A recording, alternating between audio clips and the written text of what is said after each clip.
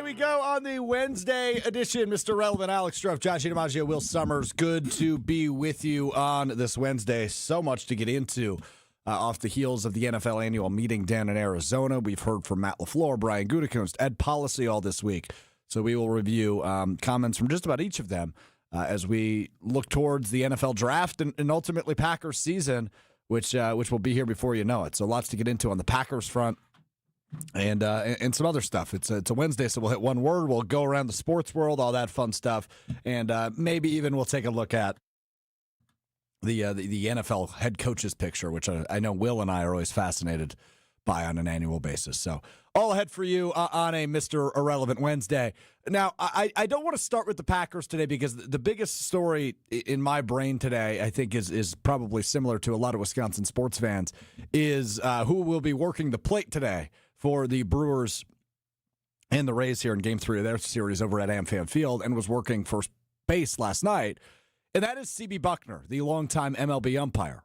And we took a look at Monday's show at CB Buckner making headlines over the weekend. He was, calling incorrect strikes in Cincinnati over the weekend to the point where ABS got involved and overturned him on back-to-back pitches, and Reds fans went bonkers.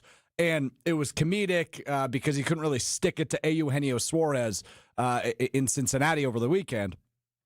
After his first strike had been overturned, then his second strike was overturned. But last night was incredibly entertaining for me because, well, Jake Bauers laid down a hit, a bad throw. It was over the head of the first baseman of Tampa. Jake Bauers plants his foot smack dab in the middle of first base, and CB Buckner calls him out, ultimately overturned.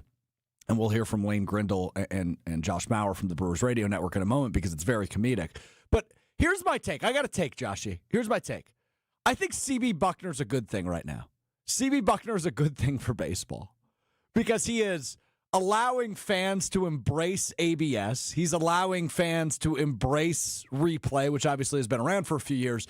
But he's allowing fans to, embrace the new aspects of MLB baseball. And he's made such a fool out of himself that it's become almost like a circus-esque sideshow that fans can pay attention to and enjoy on the side. Because when you see a moment as ridiculous as last night, where the ball is thrown over the head of the first baseman, and Jake Bauers has his foot planted fully, the entirety of his foot planted on first base, everybody goes, what the hell is he talking about? We know it's going to be overturned, and everybody can laugh about it, which Pat Murphy did, which Jake Bauers did, which broadcasters did, which I think fans did. Kevin Cash did, the manager of the opposing team. Laughed, exactly. I think, maybe CB Buckner should be ousted from the MLB after the season, but let's give him a run of ridiculous stuff. Which he has certainly been on the last 72, 96 hours with just bad calls being overturned. Now, this one is another level than what we talked about on Monday's show. Because if you look at the video stream, Jake Bauers' foot is smack dab in the middle of first base, and Buckner's not even looking at first base. And hey, look, nice little pop for the ESPN Wisconsin app in the background there. CB Buckner is looking at where the baseball went, I think, because it went over the head of the first baseman. Yes. But why did he call him out? I saw someone on Twitter said he was looking at front row Amy. I think very well could be the case. I think you've spent a little too much time thinking about this. I don't think there's any good to come from such blatant ineptitude. I think it kind of puts a target on the rest of umpires' backs that I don't think is necessarily fair. Hardly ever have we seen somebody just fully miss something to this degree. Like having a bad strike zone on a particular day is one thing. I think that can happen to even the best umpires. I mean, he just made something up that was based on nothing, had really there was no reason for him to make that call. It's like almost bizarre, and you want to ask him if everything's okay. Like, how did you end up with that, coming to that conclusion? Because it doesn't make any sense based on what we saw play out on the field. Like, you can boot a call, you can get it wrong, and I think we all understand this. He just imagined something that didn't happen. I do think it's different than ABS because it had to be reviewed. It took forever. And then everyone just kind of moved on with their days like, well, that was weird. Yep. I think CB Buckner is a guy who has been an issue for as long as he's been in the major leagues. Which is a long time, by the way. This is his 30th season in the major leagues. He's been umpiring both leagues since 2000. I've been hearing about CB Buckner for like as long as I can remember. He was strictly in the National League in 1996. That was his 31st season in the major leagues. And the part that is comedic to me and why I find this funny and not quite endearing, but almost endearing for CB Buckner is you're right, Josh. He's been as bad as long as he's been around. In 2003 and 2006, in Sports Illustrated's survey of active major league players, he was voted the worst umpire in baseball. And I'm sure he rotated that with Angel Hernandez. In 2010, in an ESPN survey of 100 players and the worst umpires, guess who got voted as the worst? CB. And 16 years later, here he is getting strike calls incorrectly and just making things up on a Tuesday night at AmFam Field. It's kind of amazing. Like, I'm actually intrigued and enthused by the idea that a guy can be this bad for this long, but yet still maintain the position and find new ways to get clicks and to get video views and to get interaction and to get the attention of baseball fans nationwide. He's been doing this for 30 years. It's incredible. The impressive thing is the power of the umpires union. To have somebody so blatantly bad at their job and consistently graded out as one of the worst at their job, and for him to be, I mean, I would envision he's probably one of the highest paid umpires in all of Major League Baseball, and he's consistently been one of the worst. That's impressive. I don't know how this is going to end. I think if he has more of these, the MLB is going to be forced to take action, which then will lead to litigation. You can famously remember Angel Hernandez, who thought he was being discriminated against by not getting World Series opportunity. And then because he filed a lawsuit, we were able to find out through discovery that based on the MLB's metrics and even I believe it was third party, he was the worst home plate umpire during his time of when he expected to be there. So he took this stance of I'm being unfairly treated, and then the MLB was able to show proof, no, actually, you just don't deserve it because you're not good at your job. Like, if he has another one of these snafus, and now it's been back-to-back, he missed 26 calls in the game where Eugenio Suarez did the back-to-back. Right. Like, if these keep piling up, they're going to be forced into action. You can't have somebody drawing away from your sport this way. Hodeg Steve on the text line, 800-990-3776 chimes in. He says, hey, it's Hodeg Steve. Can an umpire have the yips? Maybe this is it. Maybe he's got the yips. There's a difference between yips and then not. Like he took a 30-year case of the yips. The fact he was not watching Jake Bauers hit first base, he just concluded that he didn't touch first base at all. So here's actually my theory on it. I believe he didn't see the ball go out of the first baseman's, or never land in the first baseman's glove. I think he believed that the first baseman caught the ball, and he had called it out, and then he realized the ball was there, so he had to quickly pivot into something else. I don't think that's the case. And from what I know about umpires, having listened to them, they typically are watching to make sure the ball goes into the glove, so that's why his eyes would be following it, and they listen for the step on the base because you can't be looking at both at the same time. You have to focus your energy. So you can usually do a listen and then watch. And he didn't hear the step. He didn't hear him hit the base. I don't know what it could possibly be. I don't either, but if you haven't heard this, you have to. It's Lane Grindle and Josh Mauer on the Brewers Radio Network 620 WTMJ. Their reaction to this, it's mostly Lane Grindle who you hear, who is just phenomenal. We all know how big of a Lane Grindle fan I am during baseball season. I just think he is terrific on the microphone. This is an awesome moment by Lane in reaction to this happening live shortly after he was called out by CB Buckner. Here is about a minute or so on the Brewers Radio Network. So they're going to say Bauers is out. Dan Iassogna is going to see if the Brewers want to challenge it. And he's going to wait and see if the Brewers want to challenge it. They're saying that he did not touch first base. Get a look at this. Oh, he definitely touched first base. The call of out It's that close. It's not close. He was directly in the middle of first base. This is a waste of everybody's time. CB Buckner, man, that's a bad one. That is the Homer Simpson meme when he backs back into the bush. Like that's CB Buckner when he sees the replay right here. Jake Bauers is laughing hysterically at first base. CB Buckner has wasted all of our time here. Challenges are brought to you by Pella Windows and Doors of Wisconsin. I thought they were trying to say he turned towards second base, which he didn't do that either. If he laid on first base, he wouldn't have touched more of it. And why is this taking so long, by the way? Why is this taking so long? Is the internet down in New York?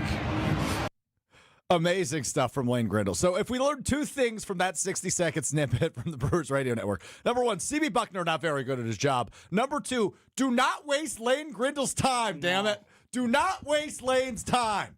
I love how he grew incensed first at CB Buckner and then at the replay process. It was so blatantly. I think it took so long because the review officials in New York were going, what are we reviewing? Right, what am I looking at? Are we supposed to be looking at a different factor? Right. Like maybe...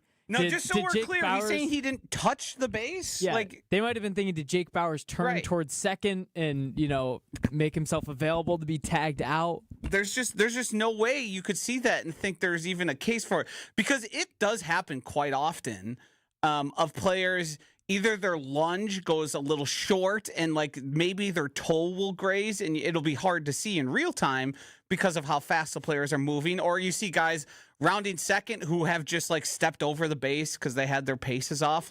That's stuff that happens. Yeah. But when you're running through first base and you hit the direct middle of it, it's a whole different process.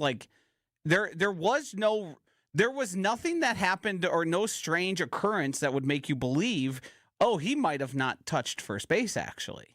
It's just incredible. Chris MK, he said, the call had me questioning my eyesight. Captain Matty Ice says the Homer meme is so accurate by Lane Grindle. And then Duffman chimes in and says, CB Buckner is a hero. He gives me hope that I could be a terrible ump in the MLB. See, the problem is that this is going to lead to more arguments for AI umps. And then there's the guy in Houston last night that an Astros player struck out on 3 pitches, swung and missed at the first 3 pitches, and then just continued with the count the and AB. Walked. Yeah.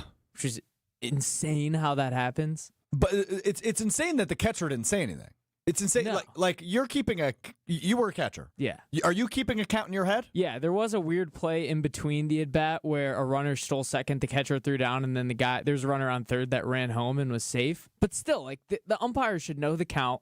The pitcher, usually when a runner steals as a catcher, you turn around and ask for the count again to make sure that he swung, make sure that it was a strike because you're so focused on the runner stealing. It's just absurd. It's bad on everyone, but especially the umpire. It's I job. did see that. Umpire's job. The umpires scoreboard keep it. operator probably had 3 strikes. Right. And was like, why are they still playing? And to my knowledge, every umpire on the field is also keeping track. They should have a little tracker or something, right? Right. It's like they have a little handheld thing. basically it's like a dial. Yeah, you click for balls and strikes to make sure everybody's on the same page. I don't know how that happens. I've seen a few people float out the idea of going to full ABS and not having the review system's perfect. Changing it would be a mistake, and not having that added action. It's so great the way it zooms in on it. Yeah. It's shown on the Jumbotron. They nailed it. And of course they nailed it. They had time to test it. This has been in the works for multiple years. They also tried full ABS and everyone hated it. Yeah. We were also just talking about this, Josh. I think it also has shown me a lot how good most of the umpires, catchers, and hitters are in the MLB. The amount of misses when it is challenged and it's wrong is minimal. Yes. I just saw one in the Blue Jays game that was less than half an inch away from being a strike. I believe they said it was less than a tenth of an inch. Yeah, crazy. Which, the vast majority of MLB umpires are remarkably good at it. Correct. And it's not just we're throwing fastballs here. We've got like big, giant, sweeping curveballs that are crossing the plate like literal feet away from the ball where it originally started. Yeah, 92-mile-per-hour frisbees. Jacob, like Mizorowski throwing 90-mile-per-hour sliders. Like that's hard to see where it crosses. Correct. And these guys are. So I think we should make it clear we are all pro ump. Pro ump, pro ABS though. Yes. At the same we're time. pro keeping umps in the game for what they exist as, but to call me pro ump, that there's just no one's pro ump. We don't like the narcs, and we don't like the people that make themselves a too much part of the game. Like baseball is classic. So what happens for guys who are upset with somebody or upset that they got showed up, and then they punish the rest of the team or that player for like multiple games. Like that stuff happens in the MLB all the time. But what happens if if there's no umpires? You can't. What if somebody gets hit with a ball and you need to kick them out? Like what if you're targeting? Well, you would somebody? still have umpires on the field. Okay, so you're saying always have umpires. Yeah, There's always like backup umpires. But you're not pro too. ump. No, never. Dorks, nerds, Jesse Nelsons. You're not pro ump. No.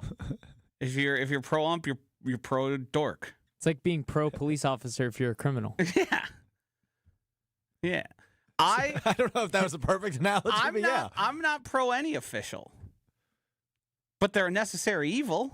Well, sure. They're for the game to function the way we all like, you have to have them.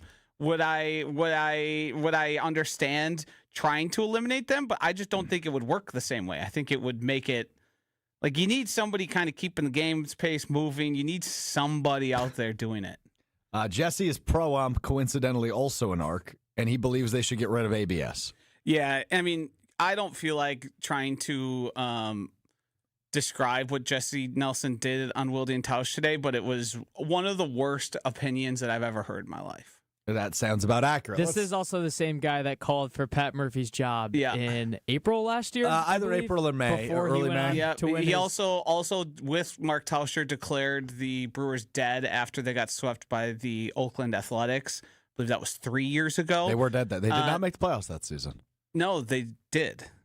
I thought they didn't that season. No, they went on. They very much went on. I believe they won the division. Yeah, it definitely did. I thought that was the Hader year. Okay. No, I it was mixed not up my the years. Hader year. Year after?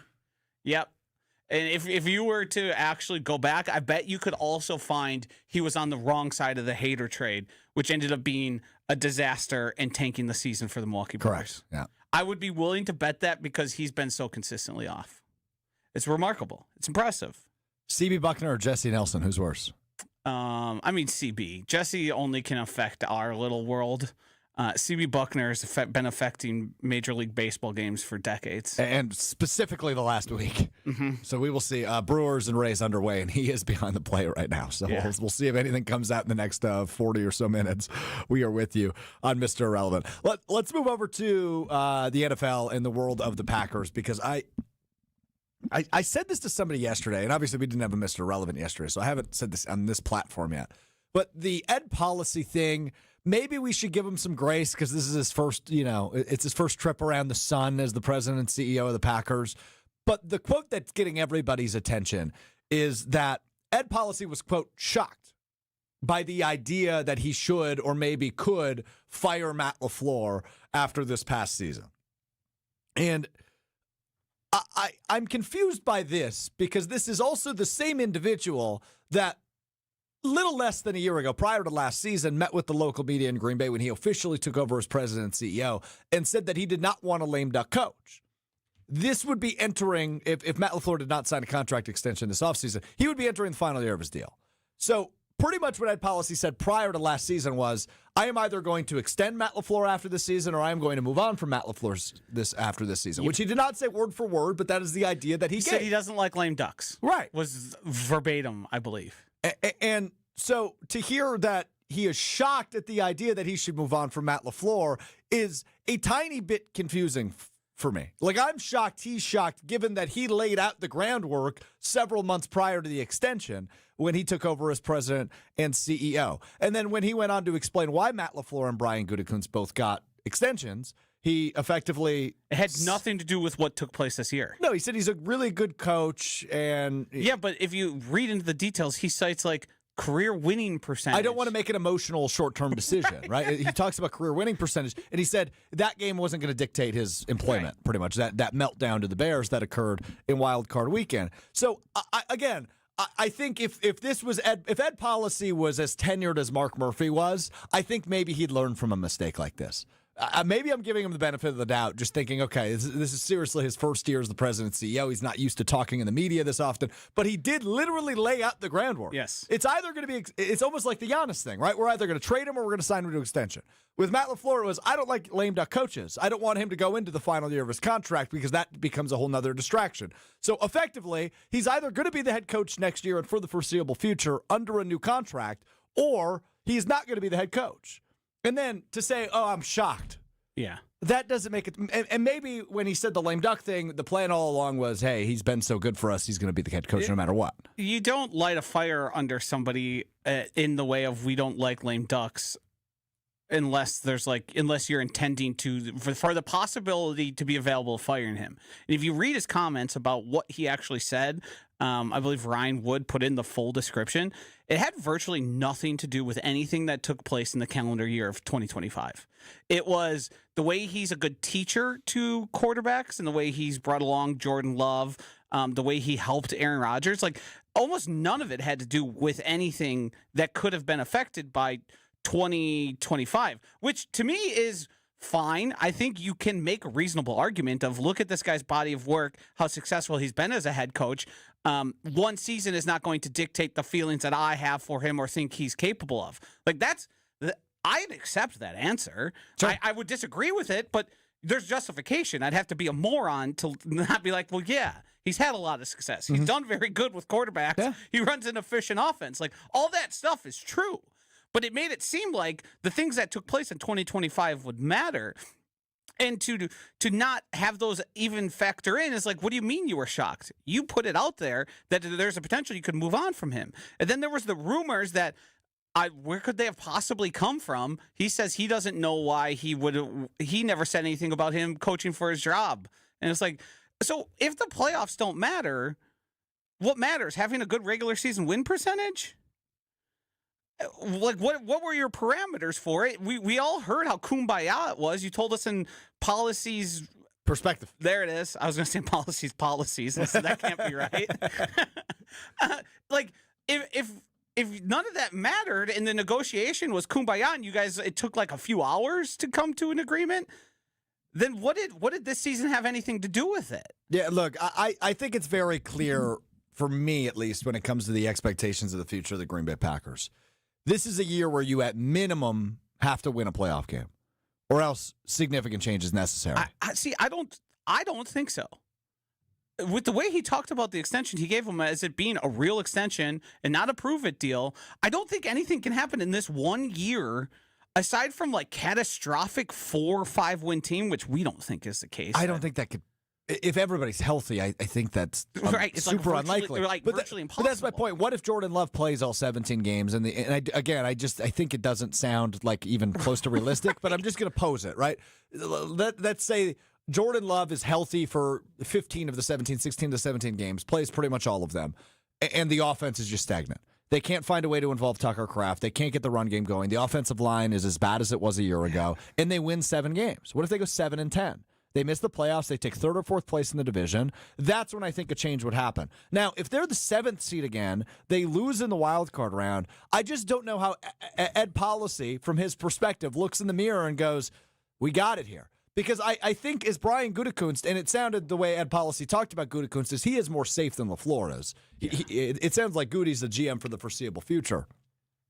If they're a 7 seed again, let's say they're a 10, 11 win team, they lose in the first round of the playoffs, and there's not significant improvement, Brian Gutekunst believes this is the window, right? 2026 is at least the beginning, if not the second year of the true championship window in his mind. So if this is a team that's a 7th seed again, that's got to be viewed as a total failure.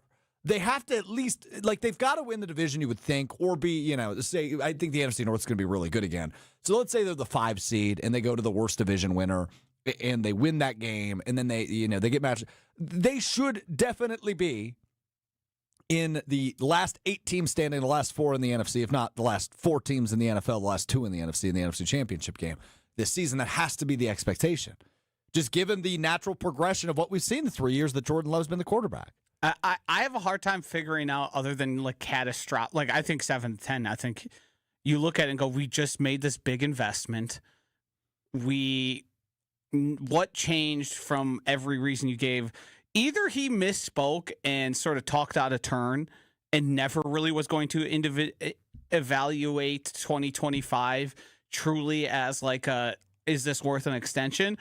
Or he's just playing coy and would have no problem firing a guy after 1 year after giving him an extension. But you still owe them money. There's still offset language. Like find, well, if you listen to what Ed Policy says, he's very cognizant of the price of things and making money in Green Bay. That's also a big factor. So handing out massive extensions to your head coach you fire in 1 year doesn't seem likely. That's not a bad point, but they have the ability to do it. Let's let them get one trip around the sun before we make any sweeping judgments about who Ed Policy is as the president. I don't know if maybe he's doing it on purpose.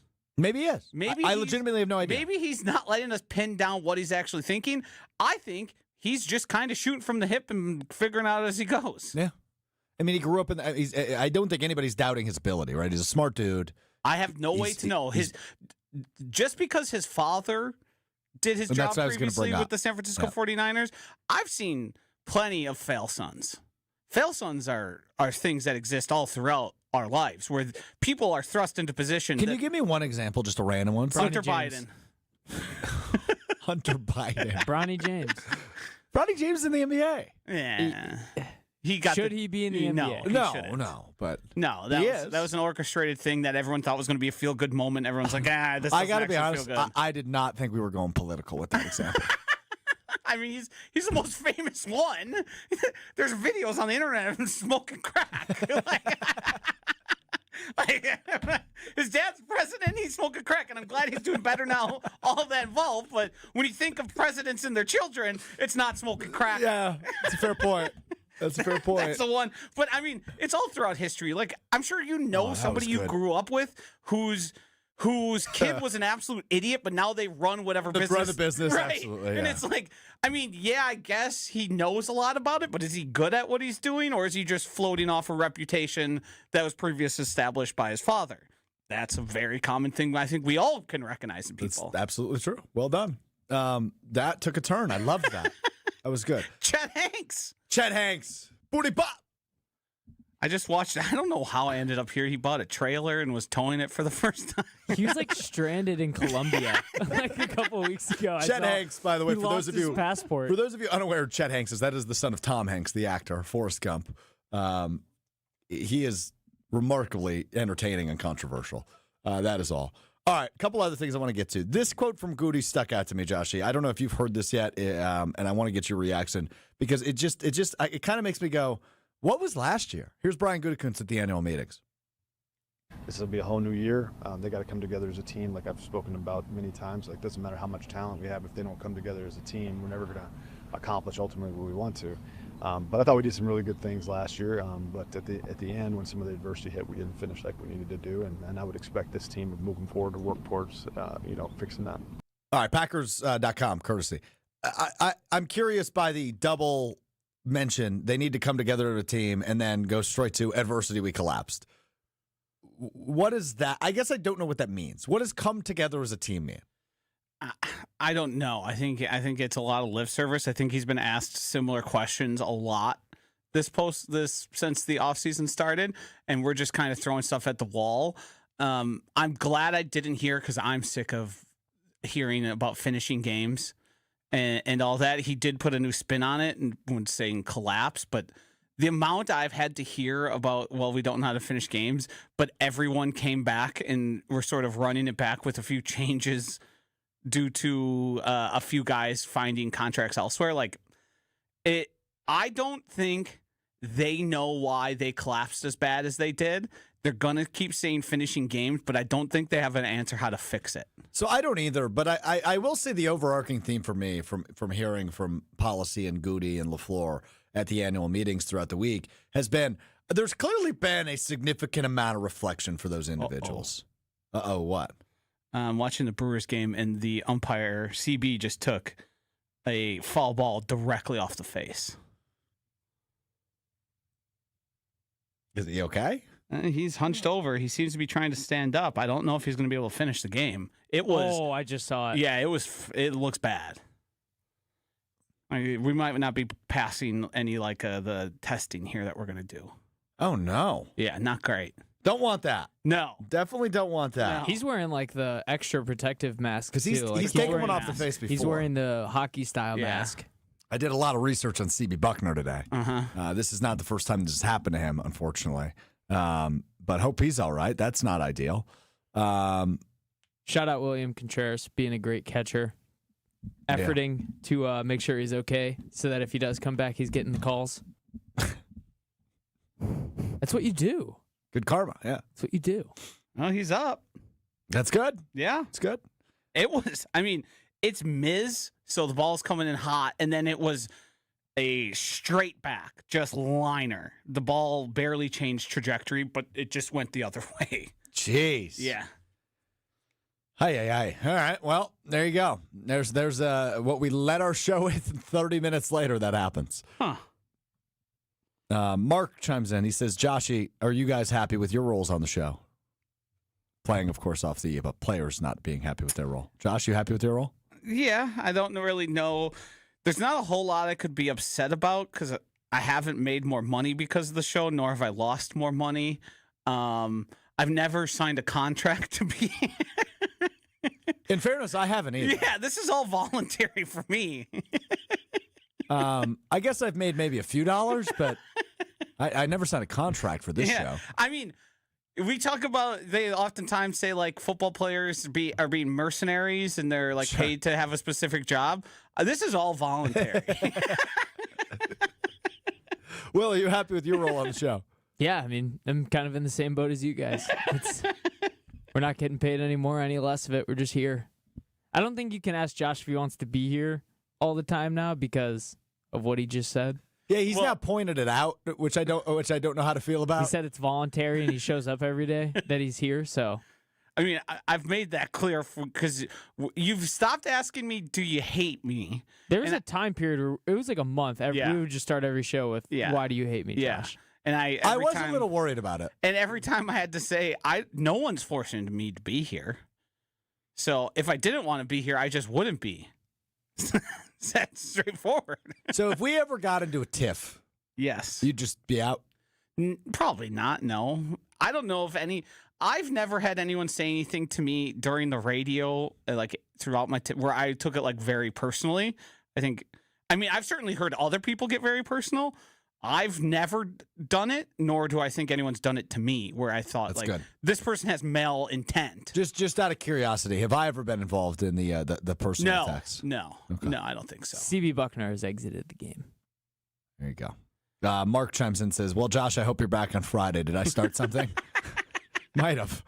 We might be having a contract negotiation after the show today. I'm going to have an inordinate amount of off time coming up, which is not usual for me, but it's all vacation related. A lot of weddings. I've got my invite to my third out-of-state wedding. Out of state? Yeah. One's in Mexico, one's in California, and one's in Washington State. Have you ever been to Washington State? Have not. Oh, that's fun then. You making a trip out of it? Yeah, I mean, it's somebody's getting married in the mountains, literally. Oh, cool. So I don't really have much of an option. So how many days are you going for? Don't know. Haven't determined that yet. Got it. But I am going to Santa Clara for 5 days. The Santa Clara screw job. Watch out for the electrical substations. That's true. Mm-hmm. We'll keep all those things in mind. Make sure you make a map quest of all the electrical substations to stay away. Dr. Denver Dan chimes in on Josh saying he never gets personal. Dr. Denver Dan says, Josh, you call me a stoner all the time. Well, that's just a little playful joking. I don't know. If Dr. Denver Dan walked in and sat here, I wouldn't know who he was. I have nothing to go off of. It's just Denver. And he's a doctor. And he called, yeah. And I was questioning the validity of it. So I think maybe doctors are a little smarter than listening to Mr. Irrelevant. I could be wrong. Could be. Might not be, though. Might not be. All right. I think you and I are going to argue for a minute. Okay. Oh, I see what's on the rent down here. I might get personal. So Brian Gutekunst asked earlier this week, is Kirk Cousins an option at backup quarterback? And he openly admitted there has been conversations in the building and something the Packers seemingly are open to. Now, he did not say whether or not a contract has been offered to the former Vikings, Commanders, and Falcons quarterback Kirk Cousins, but they are open to the idea in the building to bring in a veteran to back up Jordan Love for the upcoming season, as I believe the top backup on the roster right now is Desmond Ridder or Kyle McCord. Which means the Packers don't have a backup quarterback after the departure of Malik Willis. And this is something we talked about. He also said we're very high on both those guys. So it's just like, what do you mean you're very Well, they're under contract. Didn't he just recently say he was still high on Rashawn Gary? Yes. Yeah, I mean, you stick with your guys. But I said this a few weeks ago when the Anthony Richardson rumor came out, that the Packers were the team to watch when it came to Colts quarterback Anthony Richardson and a potential trade, so he could get a change of scenery and try to reinvent his career a little bit. And Green Bay was one of the teams that was looked at as an option. Now, Kirk Cousins definitely a different category, right? He's an older quarterback, obviously entering the we imagine very end of his career, at least the tail end of his career. And a backup job would probably be something that Kirk Cousins was more open to than he was, say, 2 years ago when he was traded to Atlanta and the Falcons picked Michael Penix Jr. I worry about going the same route that the Packers went with Malik Willis on, which is go get a high draft pick athletic quarterback that hasn't been able to meet any sort of expectations and try to bring him into Green Bay, bring him into the quarterback lab that is the Packers, and help them reinvent themselves. And obviously we saw what Malik Willis turned into. I worry that that's a repeatable thing, though. I worry that that's something the Packers can do multiple times over. And what we've seen with Jordan Love through 3 years as a starter is he probably will have an injury that keeps him out of a game or two or three throughout a 17-game season. It's a long season. So you want somebody that you are confident in that can come in, run the offense, and keep you at least in a ball game, if not win the ball games, which Malik Willis did a lot of the time. So I'd prefer a veteran presence who's been around the block a few times and can maybe even help Jordan Love or some of the young receivers in different capacities get to another level. So Kirk Cousins is actually a name I am very much open to, as long as he's not crying about, well, what we've heard Matt LaFleur talk a lot about this week, his role on the football team. If Kirk Cousins comes into Green Bay and can accept, hey, I am the number 2 guy, I am behind Jordan Love, I view this as the best option for backup quarterback that's still available in free agency, Joshy. I mean, if you want to say it's the best option still available, that's fine. Maybe true. I would take Jimmy G over Kirk Cousins probably pretty easily. I mean, Kirk Cousins is going to be 38. He had a massive injury that has affected him since then. He hasn't been good when he's been asked to play. I think the main flaw in your Anthony Richardson idea is the same flaw that people had with, well, Jordan Love can't be good because there's no way the Packers are going to be able to do what they've done 3 times in a row. And you're sort of copy pasting that same logic just to a backup quarterback, right? There's really no reason to believe that the most athletic quarterback in the history of the combine, like ever since quarterbacks have been tested, there's been no guy more physically gifted based on size, density, and explosiveness. I agree, and look, well, that's Anthony, a fact. That's not an agree thing. But the point you're making is he's a freak of nature athletically, yes. And somebody, if they're good at their job, should be able to get something good out of him. I hear you on that. You should be able to get what we saw, the game plan, the first time when Malik Willis had been here for like 4 weeks before he... I don't even think it was even that long. Yeah. Something along those lines where it's like, hey, we're going to ask you to use your legs and we're going to ask you to hand the ball off a ton and make 2 or 3, 1 read, that's it, make a play. I think we can get to that point. A guy like Kirk Cousins, I'm fearful of, first of all, his health. Is he going to stay healthy if he has not the best offensive line? He's 38 years old. I mean, don't we feel like every time we watch Aaron Rodgers, we're always like, can't really move. Is he going to be hurt? I don't know if I'm making those noises, but I hear you. And then, now we're at our third. Now we're back in the Desmond Ridder conversation and all that stuff because we have a guy who's probably a little too old. I don't think he's as lovable of a character as everyone treats him to be. if I were to be in a must-win game, and this has happened with Kirk Cousins, must-win game, game's on the line, it's 4th down. You either advance the ball and keep the game going, or you throw it into the dirt and concede. Kirk Cousins has done the throw it into the dirt and concede the game before, and he's done it more than once. Like, what are we doing with that? Why would that even be a guy you would consider? That should be well, you're clearly not in this for the team. You're in this to preserve your statistics. Well, hold on. Number one, let's acknowledge something right off the top. The ideal backup quarterback is one we never see, unless it's the kneel down formation, victory formation in the 2026 football season. Now, when it comes to Kirk Cousins, you got to remember this would be a mentality change for him then.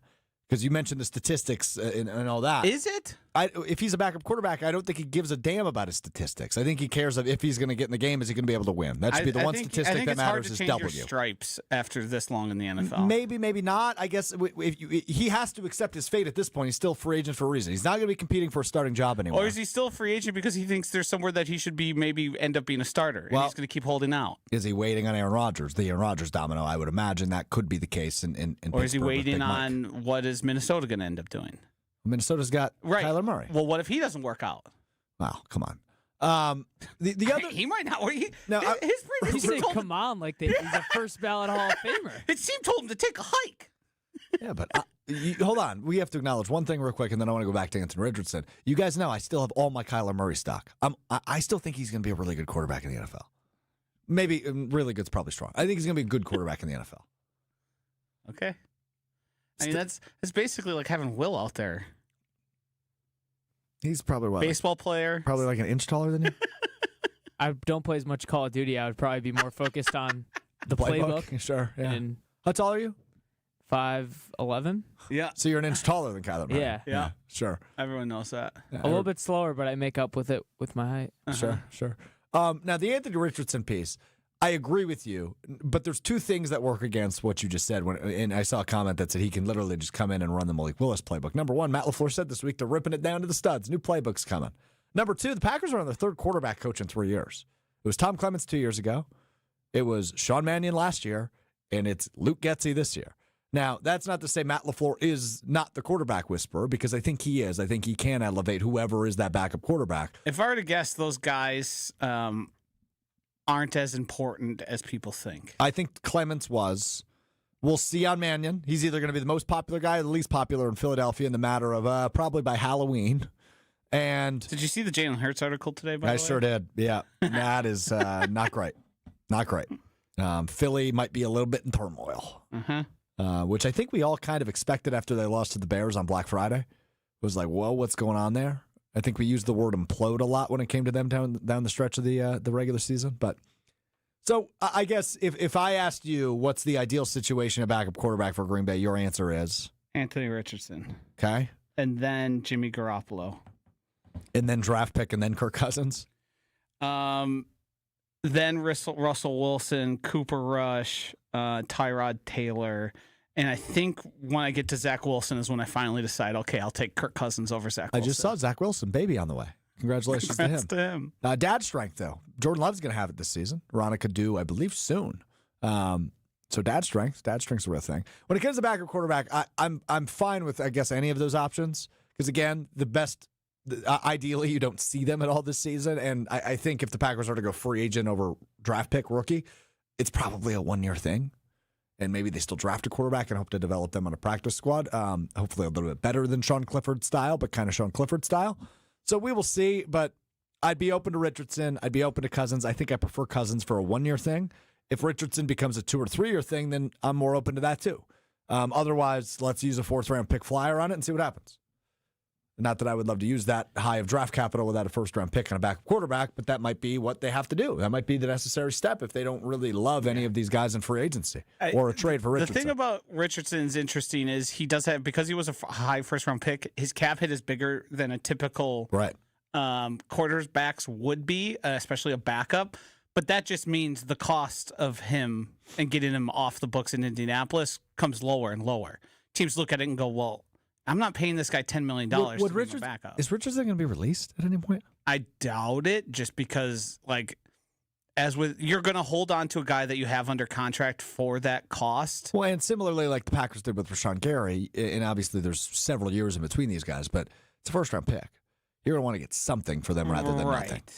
Yeah, that doesn't see you typically because I believe he's still on his rookie contract. He has 1 year left of it during the final year. Yeah, it wouldn't make sense. Like you would still have a cap hit associated with it, and I mean it's clear that whatever happened there is done and over with.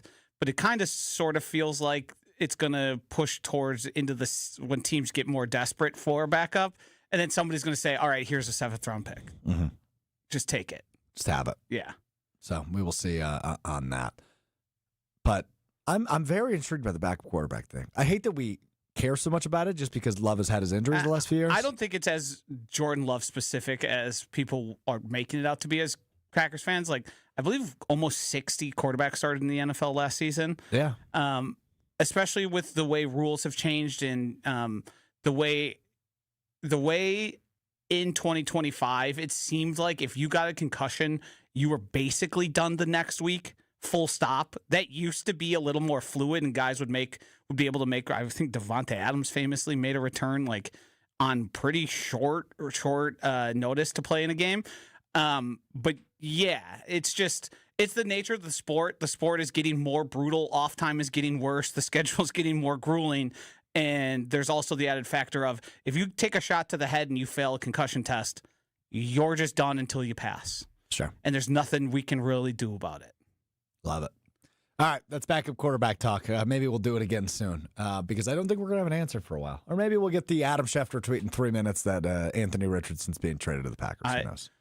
If Kirk Cousins came here, I might go to Green Bay to pick it and say, like, have a sign that says we need to get rid of Kirk And Cousins. I might buy a Kirk Cousins jersey. Ooh. That's tough. Why are you anti-Kirk Cousins? Because I think first of all, after I saw him throw a ball away with the game on the line, Sure. that to me is death knell. Can't have that type of attitude. Can't be. I mean, Mike Zimmer talked pretty openly about, guys were open, but Kirk was unwilling to put the ball at risk there. And when it's getting late in the game, I don't understand why we're afraid of turnovers. And then he threw the ball away on 4th down with time expiring. Yeah. I mean, the defense was running off the field laughing after that happened. It's like, what the hell was that?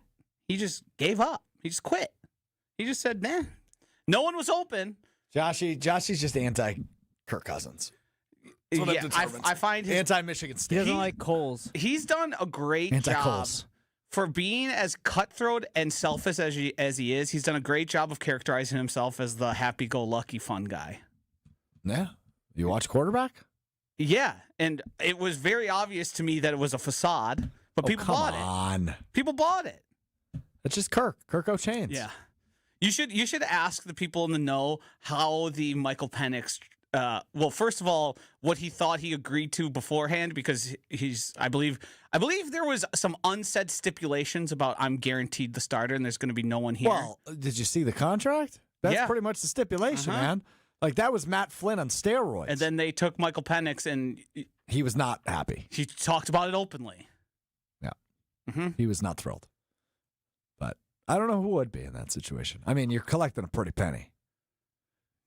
Yeah, I mean, players unhappy with their roles. The NFL, the common theme these days. The NFL decided you probably weren't good enough anymore. All right, let's hit all the stuff we've missed in the last week. Every Wednesday, we go through a list of random topics that Will sees on the internet and is amused by, and we are going to describe them in one word, sometimes more, sometimes less. Sometimes Josh just doesn't want to talk about things. It is time now for One Word Wednesday on Mr. Irrelevant. An independent baseball league team, the Joliet Slammers, will be playing a big house ball game exhibition on April 30th inside the historic old Joliet prison in Illinois on the restored baseball field where inmates once played. Yeah, I saw this a couple months ago when it was initially announced. It's not as cool as they're branding it. Like, I thought they were playing in an active prison. It sounds like Longest Yard at first. Right, but it's not. It's a defunct prison. So, meh is probably my word. It's less cool than it's branded as. Yeah, so I saw this. Are they going to be there full time? Or is it a one-off I think it's just thing? one I think game. it's just one game. It's a part of the Route 66 like, series. It's hard for me with these minor league or independent league. Like they'll just change their names once off, or for a short period of time. I guess it's sort of interesting. Good try. I don't know. All right, Anthony Edwards, the Minnesota Timberwolves guard, was a late scratch from the starting lineup the other day. A lot of reporters were wondering why. Let's take a listen from himself. What happened to you for the first minute of the game? I was taking a but yeah, like I said, Mike held it down for me. Yeah. And also, you went to China last summer. Could you share one? Honest. Nature. I saw the head coach said nature calls. That's all that was. I love how brutally honest Ant was, though. Yeah. I was taking a bleat. Well, put that in your newspaper snippet. That urge, as I played sports all throughout my youth, I was constantly in sports as a kid. For whatever reason, I feel like my body always shuts down. Like I don't even have to pee when I'm playing games. Locked in. I guess it's like, I guess it's different for some people, and I assume if you're sick and you play just as frequently as an NBA player, it's certainly more likely.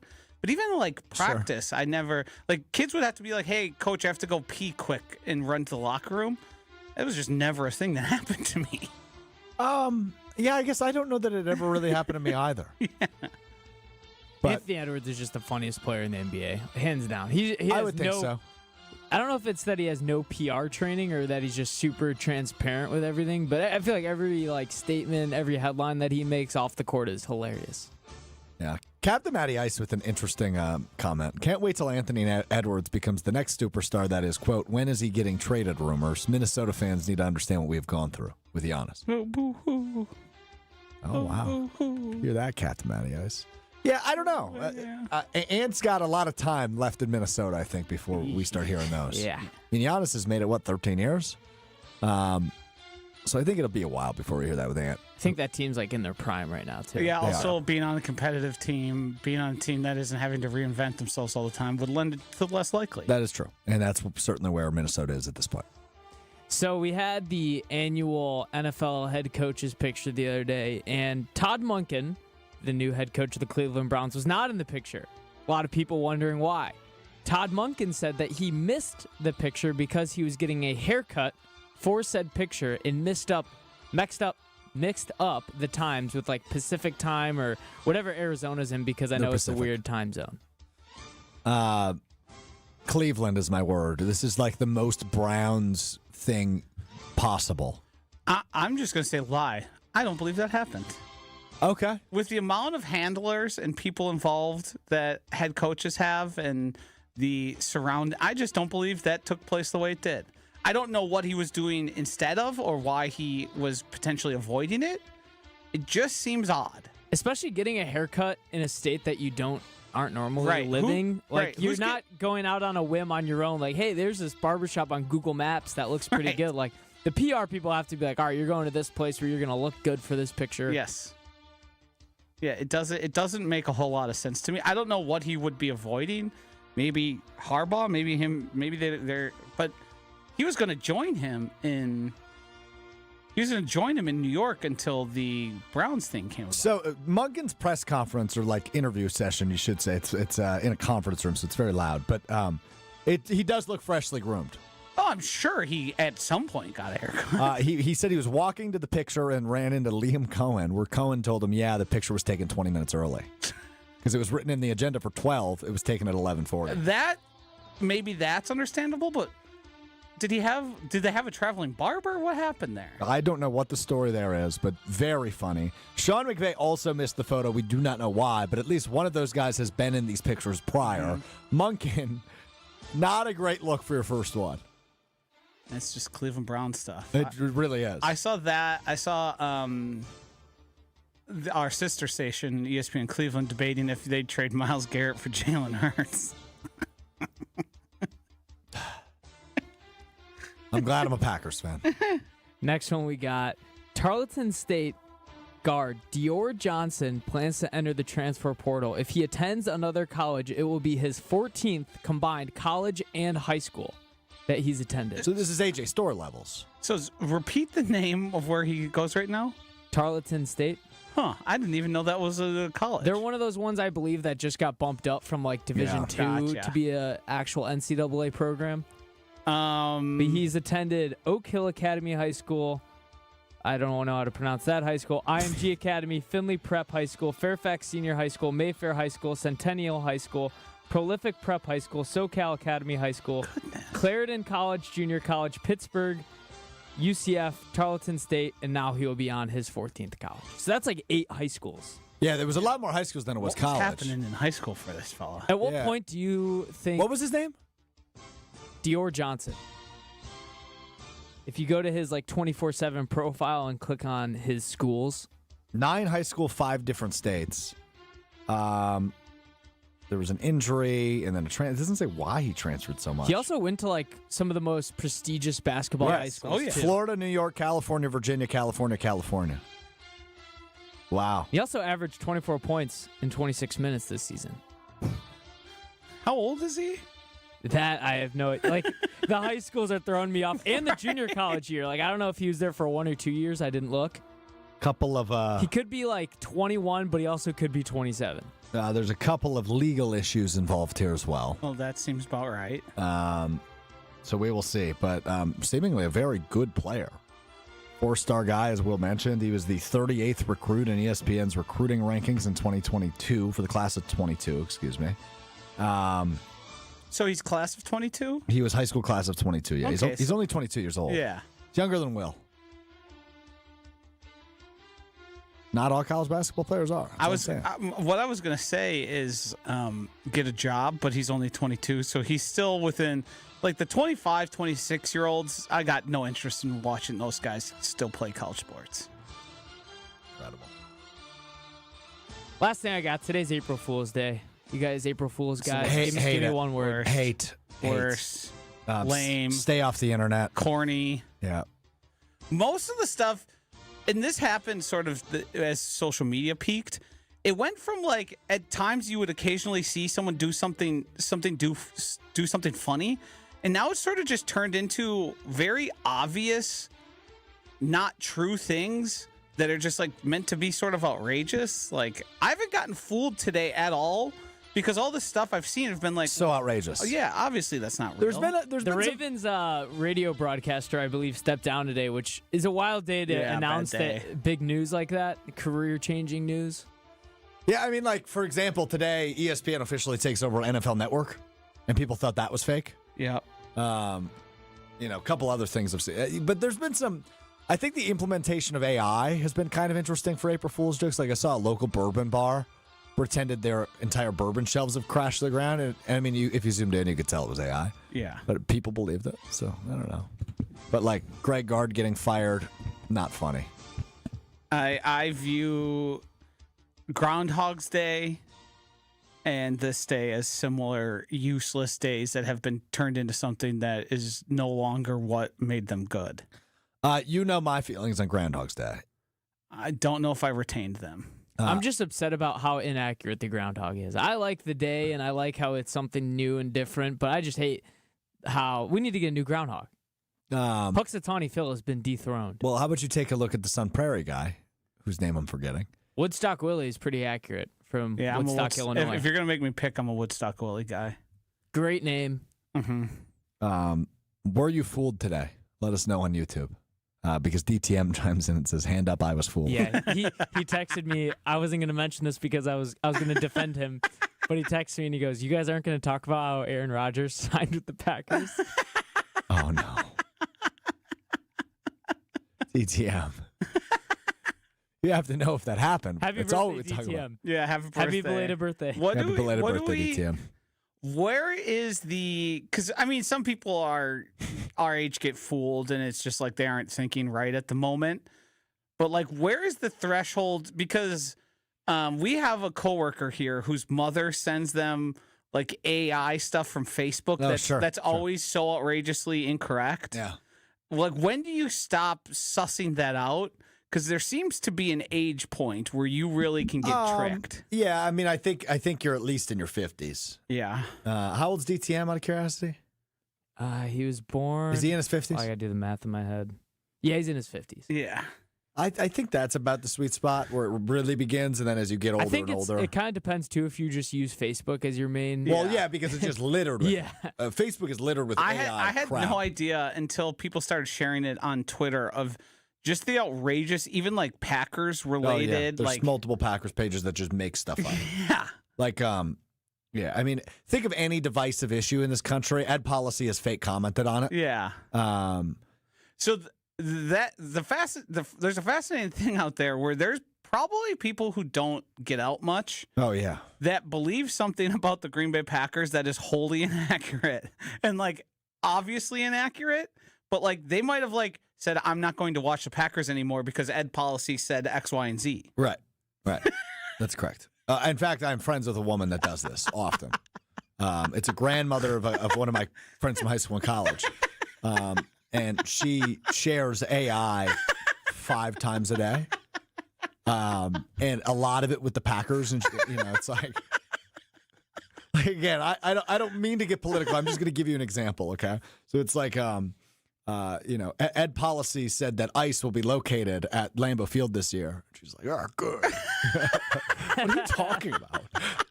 Like, Lambeau Field will multiply the amount of American flags and remove every LGBTQ plus flag from Lambeau Field. She's like, oh, yeah. It's like, dude, I would remove you as a friend, but this is really entertaining. Yeah. So anyway, that's Facebook for you. I feel bad. I feel like that's incumbent on the children and grandchildren to educate. But I guess there's some people who just won't believe you, as we know. Everything you read on the internet is true. Don't you remember getting taught that? All right, that's going to do it for us today. We didn't get to do a deep dive on the NFL head coach's picture, but I was very enthused by the fact that the NFL put both the brothers right in front. Harbaugh's and LaFleur's. Mike LaFleur's hair is horrible. Yeah, one pair of brothers, like the Harbaugh brothers, look like they're just so happy to be about football. You made a video evaluating this on Instagram and TikTok. Dr. Denver Dan, why would ICE be at Lambeau for all the Polish people? We'll talk to you on Friday. Call-in Friday. We're going to run it back. What do we call it? Did we call it Call-in Friday? Phone-in Friday. Phone-in Friday. I thought you were talking about Colin Russo, and I said, I don't know if I'm ready for that. Yeah, no, we need 2 more weeks. Phone-in Friday. We'll take your calls on Friday. We'll talk about all things Packers, Brewers, all the in-betweens. Beginning at 12:30 Central, ESPN Milwaukee, ESPN Madison on YouTube, and available wherever you get your podcasts, Apple Podcasts, Spotify, and the ESPN Wisconsin app, which you can see behind CB Buckner and yesterday's missed call. All right, we'll talk to you on Friday. Peace.